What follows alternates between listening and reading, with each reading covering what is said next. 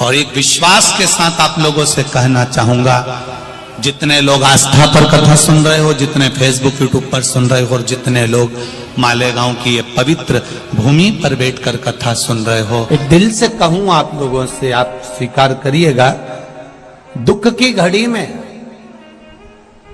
कोई आए चाहे ना आए, अगर आपने दिल से, कर्जा हो गया, समस्या विकट हो गई, तकलीफ बढ़ गई, दुख बढ़ गया, आप शंकर भगवान के मंदिर में जाकर, ये जरूरी नहीं है कि आप सीहोर आए या कहीं जाएं, आप तो आपके घर के पास में जो शिव मंदिर हो, उस मंदिर में एक लोटा जल चढ़ाना चालू कर दो, वो धीरे धीरे दुख काटना प्रारंभ कर दे, काटेगा दुख।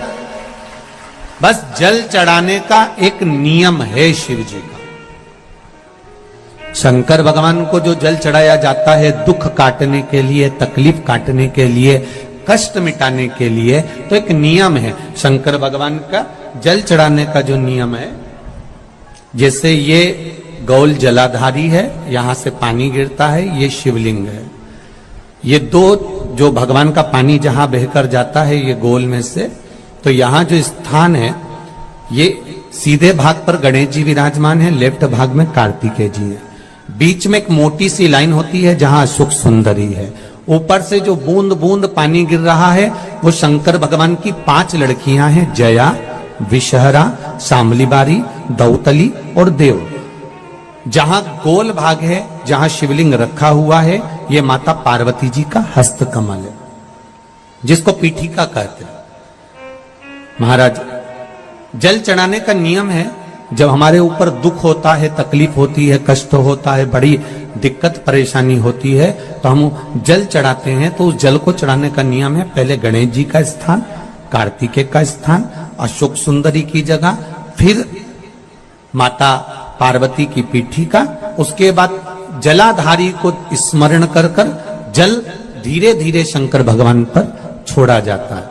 जब धीरे धीरे शिव जी पर जल चढ़ाएं, उसके बाद में आप अपने मन की कामना जब जल चढ़ाते जाएं और बाबा से कहते जाएं, बाबा, रोज कामना कहने की जरूरत नहीं है, एक बार आप कामना करो और उसके बाद जल चढ़ाना प्रारंभ करो, और उसको कहना जरूर, तेरे दरबार से कोई खाली नहीं गया मेरे शंभू, मैं नहीं जानती, मैं तो इतना जानती हूं कि कंकर शंकर है और तू सुनता जरूर है। ब्रह्मा ब्रह्म लोक में है, भगवान विष्णु वैकुंठ लोक में है, पर मृत्यु लोक में मेरा देवाधिदेव महादेव है, मेरी सुनेगा जरूर। और बाबा से विनय कर कर आप आइए।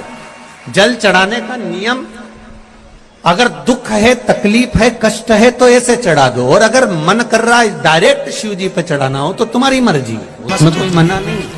शिव तत्व किसको कहते हैं? शंकर का गुणगान, शिव का स्मरण, भगवान शंकर का मंत्र जाप किसको कहते हैं? ये वही समझ सकता है जिसके भीतर शिव समाया होगा। और एक विश्वास के साथ आप लोगों से कहना चाहूंगा, जितने लोग आस्था पर कथा सुन रहे हो, जितने फेसबुक यूट्यूब पर सुन रहे हो, और जितने लोग मालेगांव की ये पवित्र भूमि पर बैठकर कथा सुन रहे हो, आप दिल से उसकी कथा सुनना। इस वाणी का, इस व्यासपीठ का एक शब्द हो सकता है, हॉस्पिटल में पड़ा हुआ कोई व्यक्ति, कर्जे में डूबा हुआ कोई व्यक्ति, गलत व्यसन में पड़ा हुआ कोई व्यक्ति को आपके द्वारा निकली हुई वाणी से भी बाहर निकाल सकता है। जैसे उस मां को कहा किसी ने, सीहोर वाला महाराज कहता है, एक बार चले तो जा शंकर जी के मंदिर में, उसने पत्र भी लिखा। जब वो सीहोर वाला महाराज कहता है, चिल्ला चिल्ला कर कहता है, एक लोटा जल सारी समस्या का हल, तो जा। 7 साल में उस बच्चे की वाणी वापिस आ सकती है जो वाणी नहीं थी। जब वो वाणी मेरा महादेव दे सकता है, वो देखो उस माँ के चेहरे की खुशी, उस माँ के चेहरे की रौनकता, जिसका बेटा 7 साल बाद बोला हो, उसका आनंद देखिए कि कितना होगा, कितना आनंद होगा। एक बात और अच्छे से समझ लीजिए, जो बच्चे चिड़चिड़े होते हैं, चाहे घर में बेटे हों, बहुएं हों, सास हो, ससुर हो, परिवार में छोटे छोटे बच्चे हों, चिड़चिड़ प्रवृत्ति करते हो या चिड़चिड़ा स्वभाव हो, जरा जरा सी बात में क्रोध आ जाता हो, बोलने का भान नहीं रह पाता हो, शब्दों के बाण चलते हो, तो महाराज प्रदोष के दिन, प्रदोष काल में बेलपत्री के पेड़ के नीचे एक जो पत्ता आपके पास में हो, पान का मिल जाए तो पान का, पीपल का मिल जाए तो पीपल का, बेलपत्र का मिल जाए तो बेलपत्र का, उस पत्ते पर मात्र थोड़ा सा शहद और 7 दाने चावल के रखकर घी का दिया लगा दो महाराज, और थोड़ा सा जल हाथ की अंजलि में लेकर भगवान देवाधिदेव महादेव का स्मरण कर कि इस बेलपत्री के वृक्ष के नीचे माता लक्ष्मी, पार्वती, सरस्वती विराजमान है। इसी बेलपत्री के पेड़ के नीचे मेरे देवाधिदेव महादेव का 12 ज्योतिर्लिंग का स्वरूप प्रकट है।